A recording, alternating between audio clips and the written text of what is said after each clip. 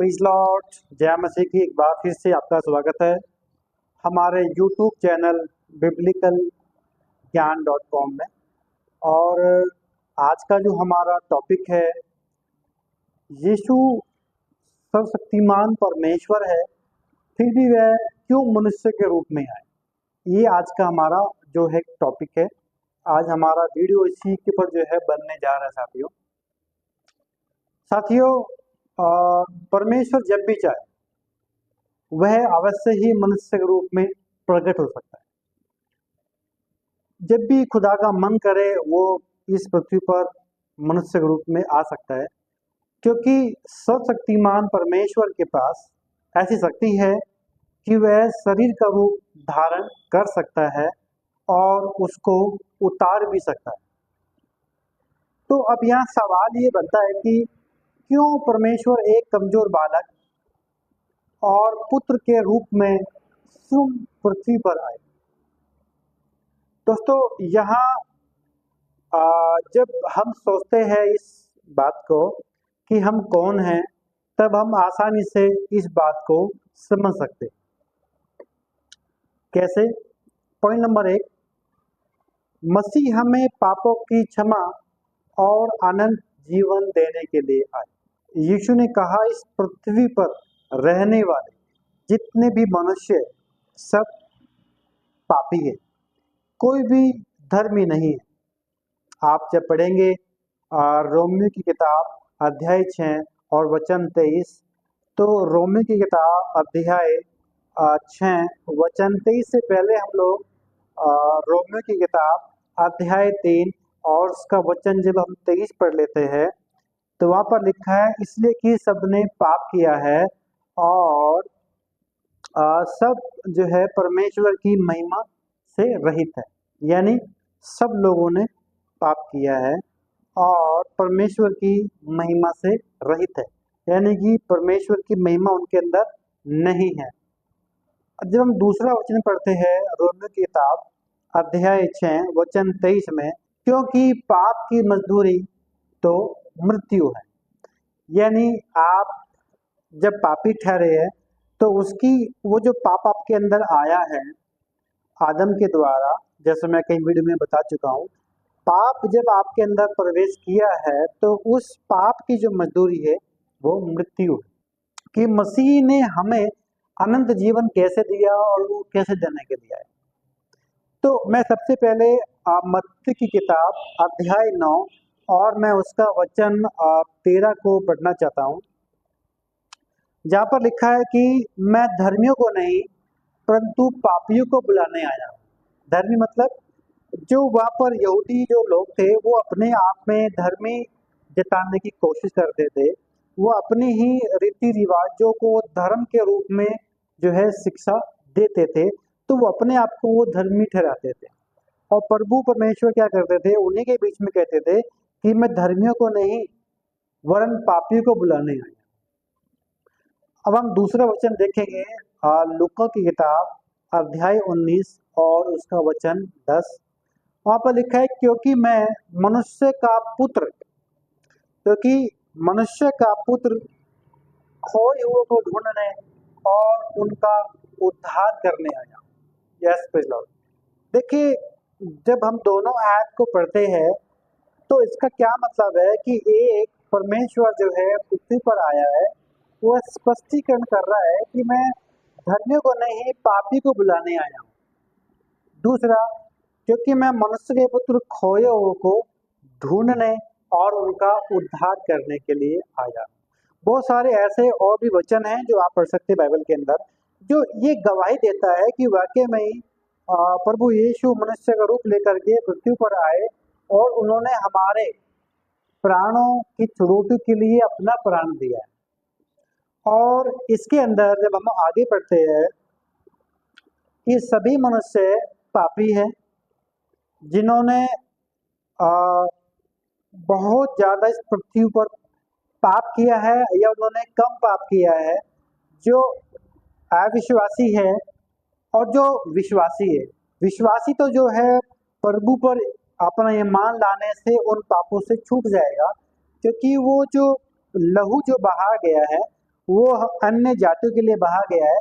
जो जो भी उस पर विश्वास करेगा वो उससे वो लेखा नहीं उसको देना पड़ेगा, पापों को लेखा उसको नहीं देना पड़ेगा साथियों। तो यीशु का इस पृथ्वी पर स्वयं शरीर में आने का पहला कारण ये था कि उसे हमारे बदले में जिन्हें पापों के कारण मौत की सजा मिली, दंडित किया जाना था। पहला, पुराने नियम की व्यवस्था के अनुसार उस पापी को जिसके लिए मरना नियुक्त किया गया था, आजाद कराने के लिए किसी को उसके बदले में पाप उठाना पड़ता था। दूसरा, केवल परमेश्वर को पाप क्षमा करने का अधिकार। अंततः सर्वशक्तिमान परमेश्वर के शरीर में आने का कारण हम सब मनुष्य जाति।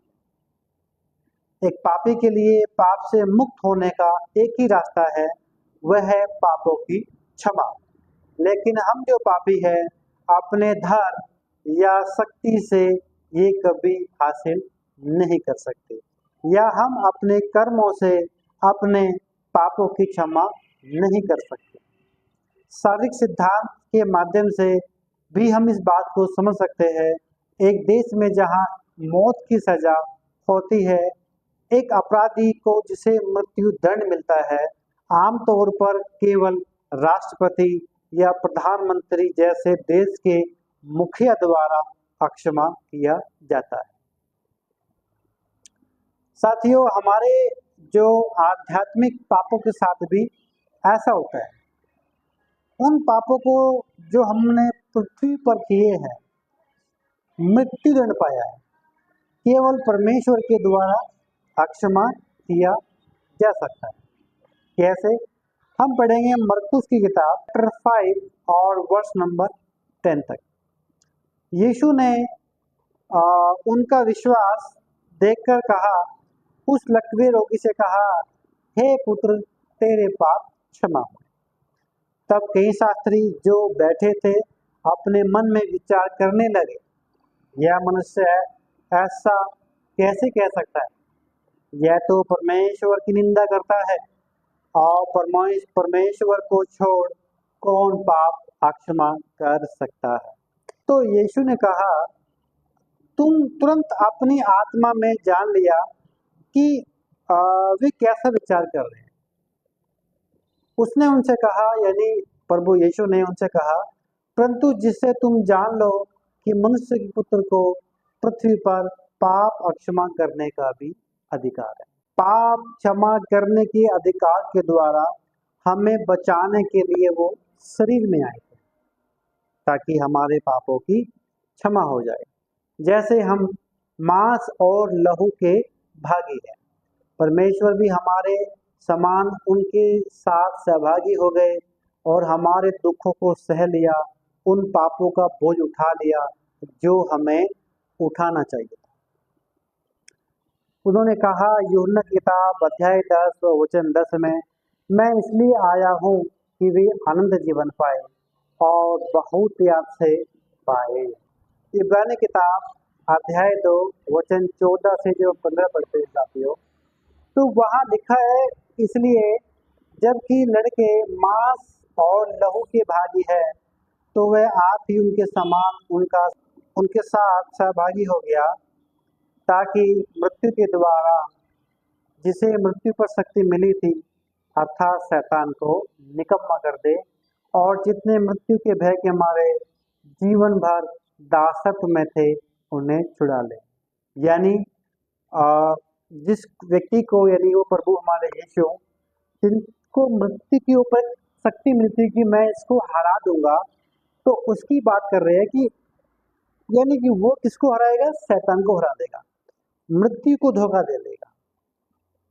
और जितने भी मृत्यु के मारे भय से अपना जीवन जी रहे थे कि हम सदा दासत्व में रहेंगे शैतान के, तो वो क्या है, वो छुड़ा ले उन व्यक्तियों को जो जिनकी मृत्यु हो चुकी है या जिनकी मृत्यु होने वाली। एक वचन और है जो पढ़ेंगे, मत्ती की किताब अध्याय 20 और वचन 28। जहाँ पर प्रभु यीशु कहते हैं, जैसे कि मनुष्य का पुत्र वह इसलिए नहीं आया कि उसकी सेवा टहल की जाए, परंतु इसलिए आया कि आप सेवा टहल करें और बहुतों की छुड़ौती के लिए अपना प्राण दें। Praise Lord.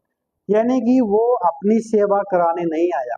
जैसे हम लोग कई सारे धर्मों के अंदर देखते हैं कि उनके धर्म के जो अनुयायी हैं, उन गुरु की सेवा पानी करते हैं और उनको बड़ा सम्मान और आदर के साथ उनको गद्दी पर बिठाया जाता है।